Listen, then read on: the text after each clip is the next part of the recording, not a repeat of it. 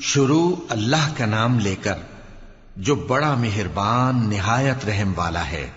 طاسین، یہ قرآن یعنی کتاب روشن کی آیتیں ہیں، مومنوں کے لیے ہدایت اور بشارت ہے، وہ جو نماز پڑھتے اور زکوٰۃ دیتی ہیں اور وہ آخرت کا بھی یقین رکھتے ہیں۔ جو لوگ آخرت پر ایمان نہیں رکھتے، ہم نے ان کے اعمال ان کے لیے آراستہ کر دیے ہیں تو وہ بھٹکتے پھر رہے ہیں۔ یہی لوگ ہیں جن کے لیے برا عذاب ہے اور وہ آخرت میں بھی بہت نقصان اٹھانے والے ہیں۔ اور تم کو یہ قرآن اس حکیم و علیم کی طرف سے عطا کیا جاتا ہے۔ جب موسیٰ نے اپنے گھر والوں سے کہا کہ میں نے آگ دیکھی ہے، میں وہاں سے رستے کا پتہ لاتا ہوں یا کوئی شعلہ یعنی ایک انگارہ تمہارے پاس لاتا ہوں تاکہ تم آگ تاپو۔ جب موسیٰ اس کے پاس آئے تو ندا آئی کہ وہ جو آگ میں تجلی دکھاتا ہے بابرکت ہے، اور وہ جو آگ کے ارد گرد ہے، اور اللہ جو تمام عالم کا پروردگار ہے پاک ہے۔ اے موسیٰ، میں اللہ ہوں، عزت والا، حکمت والا، اور اپنی لاٹھی ڈال دو۔ سو جب اسے دیکھا تو اس طرح حرکت کر رہی تھی گویا سانپ ہے، تو پیٹ پھیر کر بھاگے اور پیچھے مڑ کر نہ دیکھا۔ فرمایا، اے موسیٰ، ڈرو مت، میرے پاس پیغمبر ڈرا نہیں کرتے۔ ہاں، جس نے ظلم کیا پھر برائی کے بعد اسے نیکی سے بدل دیا تو میں بخشنے والا مہربان ہوں۔ اور اپنا ہاتھ اپنے گریبان میں ڈالو، بے عیب سفید و روشن نکلے گا۔ ان 2 معجزوں کے ساتھ جو 9 معجزوں میں داخل ہیں فرعون اور اس کی قوم کے پاس جاؤ کہ وہ بدکردار لوگ ہیں۔ پھر جب ان کے پاس ہماری روشن نشانیاں پہنچیں تو کہنے لگے یہ کھلا جادو ہے، اور بے انصافی اور غرور سے ان کو ماننے سے انکار کیا، جبکہ ان کے دل ان کو مان چکے تھے۔ سو دیکھ لو کہ فساد کرنے والوں کا انجام کیسا ہوا۔ اور ہم نے داؤد اور سلیمان کو علم بخشا، اور انہوں نے کہا کہ اللہ کا شکر ہے جس نے ہمیں اپنے بہت سے مومن بندوں پر فضیلت دی۔ اور سلیمان داؤد کے قائم مقام ہوئے اور کہنے لگے کہ لوگوں، ہمیں اللہ کی طرف سے پرندوں کی بولی سکھائی گئی ہے اور ہر چیز عنایت فرمائی گئی ہے، بے شک یہ اس کا خاص فضل ہے۔ اور سلیمان کے لیے جنوں اور انسانوں اور پرندوں کے لشکر جمع کیے گئے اور پھر ان کی جماعتیں بنائی گئیں، یہاں تک کہ جب چیونٹیوں کے میدان میں پہنچے تو ایک چیونٹی نے کہا کہ چیونٹیوں، اپنے اپنے بلوں میں داخل ہو جاؤ، ایسا نہ ہو کہ سلیمان اور اس کے لشکر تم کو کچل ڈالیں اور ان کو خبر بھی نہ ہو۔ تو وہ اس کی بات سے ہنس پڑے اور کہنے لگے کہ اے پروردگار، مجھے توفیق عنایت کر کہ جو احسان تو نے مجھ پر اور میرے ماں باپ پر کیے ہیں ان کا شکر کروں اور ایسے نیک کام کروں کہ تو ان سے خوش ہو جائے، اور مجھے اپنی رحمت سے اپنے نیک بندوں میں داخل فرما۔ اور جب انہوں نے پرندوں کا جائزہ لیا تو کہنے لگے کیا سبب ہے مجھے ہدہد نظر نہیں آتا؟ کیا کہیں غائب ہو گیا ہے؟ میں اسے سخت سزا دوں گا یا ذبح کر ڈالوں گا یا میرے سامنے اپنی بے قصوری کی واضح دلیل پیش کرے۔ ابھی تھوڑی دیر ہوئی تھی کہ ہدہد آ موجود ہوا اور کہنے لگا کہ مجھے ایک ایسی چیز معلوم ہوئی ہے جس کی آپ کو خبر نہیں، اور میں آپ کے پاس ملک سبا سے ایک یقینی خبر لے کر آیا ہوں۔ میں نے ایک عورت دیکھی کہ ان لوگوں پر حکومت کرتی ہے اور ہر چیز اسے میسر ہے، اور اس کا ایک شاندار تخت ہے۔ میں نے دیکھا کہ وہ اور اس کی قوم اللہ کو چھوڑ کر آفتاب کو سجدہ کرتے ہیں، اور شیطان نے ان کے اعمال انہیں آراستہ کر دکھائے ہیں اور ان کو رستے سے روک رکھا ہے، پس وہ رستے پر نہیں آتے، اور نہیں سمجھتے ہیں کہ اللہ کو جو آسمانوں اور زمین میں چھپی چیزوں کو ظاہر کر دیتا اور تمہارے پوشیدہ اور ظاہر اعمال کو جانتا ہے، کیوں سجدہ نہ کریں؟ اللہ کے سوا کوئی عبادت کے لائق نہیں، وہی عرش عظیم کا مالک ہے۔ سلیمان نے کہا اچھا، ہم دیکھیں گے تو نے سچ کہا ہے یا تو جھوٹا ہے۔ یہ میرا خط لے جا اور اسے ان کی طرف ڈال دے، پھر ان کے پاس سے ہٹ جانا اور دیکھنا کہ وہ کیا جواب دیتی ہیں۔ ملکہ نے کہا کہ دربار والو، مجھ تک ایک نامہ گرامی پہنچایا گیا ہے، وہ سلیمان کی طرف سے ہے، اور مضمون یہ ہے کہ شروع اللہ کا نام لے کر جو بڑا مہربان نہایت رحم والا ہے، بعد اس کے یہ کہ مجھ سے سرکشی نہ کرو اور مطیع و فرما بردار ہو کر میرے پاس چلے آؤ۔ خط سنا کر کہنے لگی کہ اے اہل دربار، میرے اس معاملے میں مجھے مشورہ دو، جب تک کہ تم حاضر نہ ہو اور صلاح نہ دو میں کسی کام کا فیصلہ نہیں کیا کرتی۔ وہ بولے کہ ہم بڑے زوراور اور سخت جنگجو ہیں، اور حکم آپ کے اختیار میں ہے، تو جو حکم دیجیے گا اس کے انجام پر نظر کر لیجئے گا۔ اس نے کہا کہ بادشاہ جب کسی شہر میں داخل ہوتے ہیں تو اس کو تباہ کر دیتے ہیں اور وہاں کے عزت والوں کو ذلیل کر دیا کرتے ہیں، اور اسی طرح یہ بھی کریں گے۔ اور میں ان کی طرف کچھ تحفہ بھیجتی ہوں اور دیکھتی ہوں کہ قاصد کیا جواب لاتے ہیں۔ پس جب قاصد سلیمان کے پاس پہنچا تو سلیمان نے کہا، کیا تم مجھے مال سے مدد دینا چاہتے ہو؟ سو جو کچھ اللہ نے مجھے عطا فرمایا ہے وہ اس سے کہیں بہتر ہے جو تمہیں دیا ہے۔ حقیقت یہ ہے کہ اپنے تحفے سے تم ہی خوش ہوتے ہوگے۔ ان کے پاس واپس جاؤ، اب ہم ان پر ایسے لشکر لے کر حملہ کریں گے جن کے مقابلے کی ان میں طاقت نہ ہوگی، اور ان کو وہاں سے بے عزت کر کے نکال دیں گے اور وہ ذلیل ہوں گے۔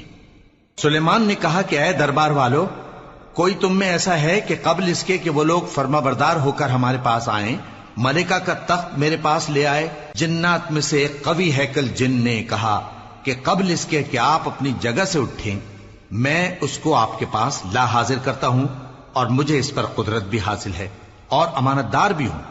ایک شخص جس کو کتاب الہی کا علم تھا کہنے لگا کہ میں آپ کی آنکھ کے جھپکنے سے پہلے پہلے اسے آپ کے پاس حاضر کیے دیتا ہوں۔ جب سلیمان نے تخت کو اپنے پاس رکھا ہوا دیکھا تو کہا کہ یہ میرے پروردگار کا فضل ہے تاکہ مجھے آزمائے کہ میں شکر کرتا ہوں یا کفران نعمت کرتا ہوں، اور جو شکر کرتا ہے تو اپنے ہی فائدے کے لیے شکر کرتا ہے، اور جو ناشکری کرتا ہے تو میرا پروردگار بے نیاز ہے، کرم کرنے والا ہے۔ سلیمان نے کہا کہ ملکہ کے امتحان عقل کے لیے اس کے تخت کی صورت بدل دو، دیکھیں کہ وہ سوج رکھتی ہے یا ان لوگوں میں سے ہے جو سوج نہیں رکھتے۔ پھر جب وہ آ پہنچی تو پوچھا گیا کہ کیا آپ کا تخت بھی اسی طرح کا ہے؟ اس نے کہا کہ یہ تو گویا ہو بہو وہی ہے، اور ہم کو اس سے پہلے ہی سلیمان کی عظمت و شان کا علم ہو گیا تھا، اور ہم فرما بردار ہیں۔ اور وہ جو اللہ کے سوا دوسروں کی پرستش کرتی تھی، سلیمان نے اس کو اس سے منع کیا کہ وہ کافروں میں سے تھی۔ اس کے بعد اس سے کہا گیا کہ محل میں چلیے۔ جب اس نے اس کے فرش کو دیکھا تو اسے پانی کا حوض سمجھا اور کپڑا اٹھا کر اپنی پنڈلیاں کھول دی۔ سلیمان نے کہا، یہ ایسا محل ہے جس کے نیچے بھی شیشے جڑے ہوئے ہیں۔ وہ بول اٹھی کہ پروردگار، میں اپنے آپ پر ظلم کرتی رہی تھی، اور اب میں سلیمان کے ساتھ اللہ رب العالمین پر ایمان لاتی ہوں۔ اور ہم نے سمود کی طرف ان کے بھائی صالح کو بھیجا کہ اللہ کی عبادت کرو، تو وہ دو فریق ہو کر آپس میں جھگڑنے لگے۔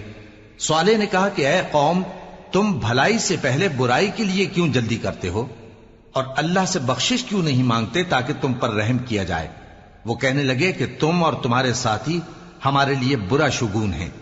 صالح نے کہا کہ تمہاری بدشگونی اللہ کے پاس ہے، بلکہ تم ایسے لوگ ہو جن کی آزمائش کی جاتی ہے۔ اور شہر میں 9 شخص تھے جو ملک میں فساد کیا کرتے تھے اور اصلاح سے کام نہیں لیتے تھے۔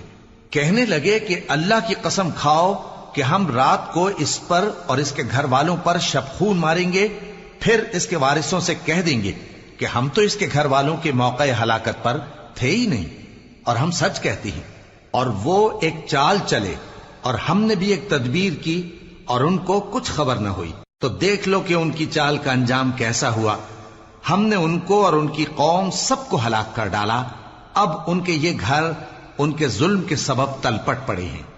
جو لوگ علم رکھتے ہیں ان کے لیے اس میں نشانی ہے، اور جو لوگ ایمان لائے اور ڈرتے تھے ان کو ہم نے نجات دی۔ اور لوط کو یاد کرو جب انہوں نے اپنی قوم سے کہا کہ تم بے حیائی کے کام کیوں کرتے ہو جبکہ تم دیکھتے ہو؟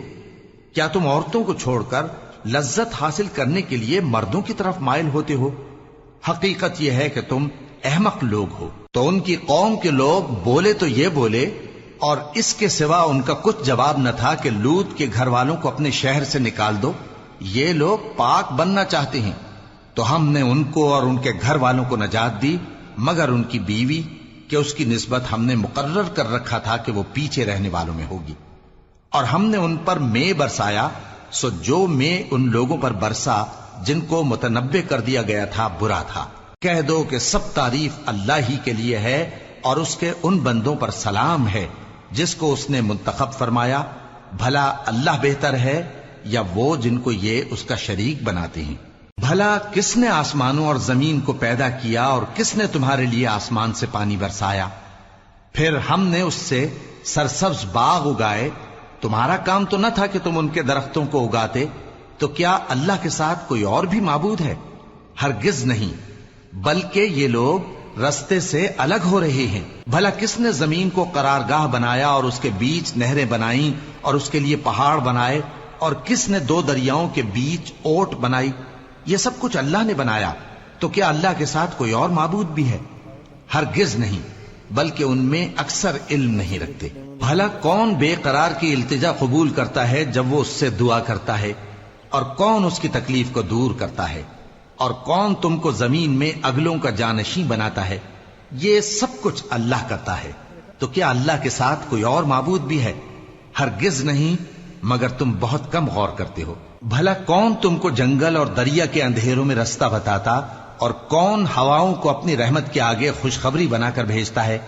یہ سب کچھ اللہ کرتا ہے، تو کیا اللہ کے ساتھ کوئی اور معبود بھی ہے؟ ہرگز نہیں۔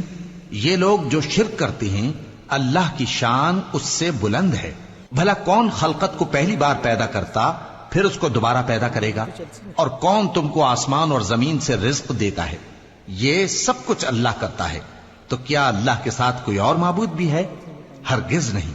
کہہ دو کہ مشرکو، اگر تم سچے ہو تو دلیل پیش کرو۔ کہہ دو کہ جو لوگ آسمانوں اور زمین میں ہیں اللہ کے سوا غیب کی باتیں نہیں جانتے، اور نہ یہ جانتے ہیں کہ کب زندہ کر کے اٹھائے جائیں گے، بلکہ آخرت کے بارے میں ان کا علم ختم ہو چکا ہے، بلکہ یہ اس کی طرف سے شک میں ہیں، بلکہ یہ اس سے اندھے ہو رہے ہیں۔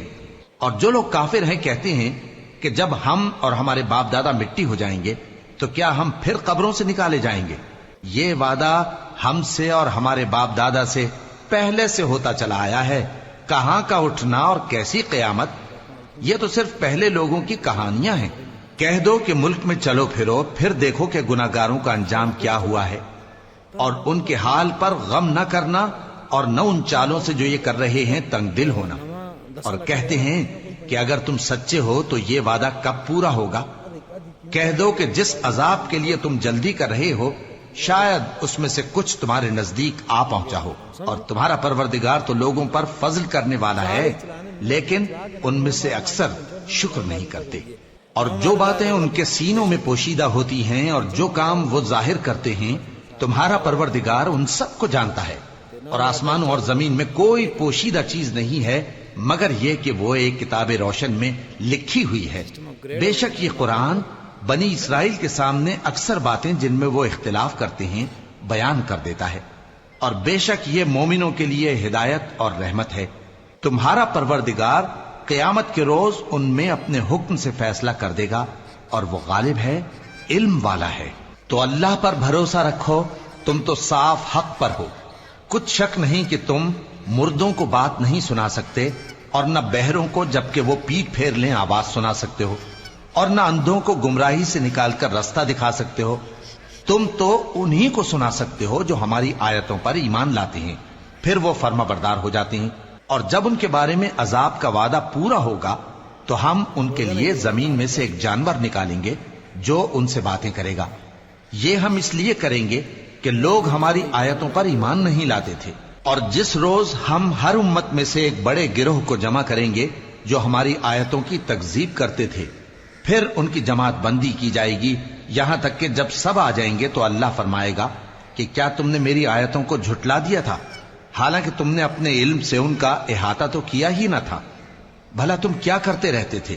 اور ان کے ظلم کے سبب ان کے حق میں وعدہ عذاب پورا ہو کر رہے گا، تو وہ بول بھی نہ سکیں گے۔ کیا انہوں نے نہیں دیکھا کہ ہم نے رات کو اس لیے بنایا ہے کہ اس میں آرام کریں، اور دن کو روشن بنایا ہے کہ اس میں کام کریں؟ بے شک اس میں مومن لوگوں کے لیے نشانیاں ہیں۔ اور جس روز سور پھونکا جائے گا تو جو لوگ آسمانوں میں اور جو زمین میں ہیں سب گھبرا اٹھیں گے، مگر وہ جسے اللہ چاہے، اور سب اس کے پاس عاجز ہو کر چلے آئیں گے۔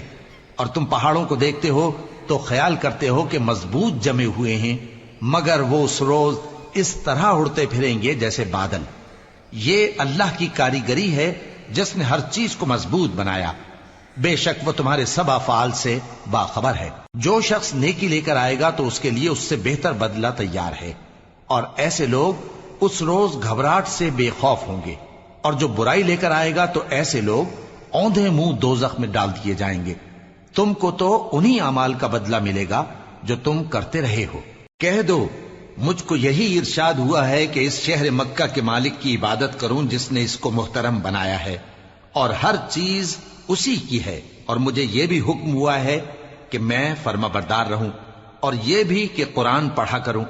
अब जो शख्स राह रास्त इख्तियार करता है तो अपने ही फायदे के लिए इख्तियार करता है, और जो गुमराह रहता है तो कह दो कि मैं तो सिर्फ खबरदार करने वाला हूं। और कहो कि अल्लाह का शुक्र है, वो तुमको अनकरीब अपनी निशानियां दिखाएगा तो तुम उनको पहचान लोगे, और जो काम तुम करते हो तुम्हारा परवरदिगार उनसे बेखबर नहीं है। Thank you for watching Surat An-Naml Urdu translation and beautiful background video.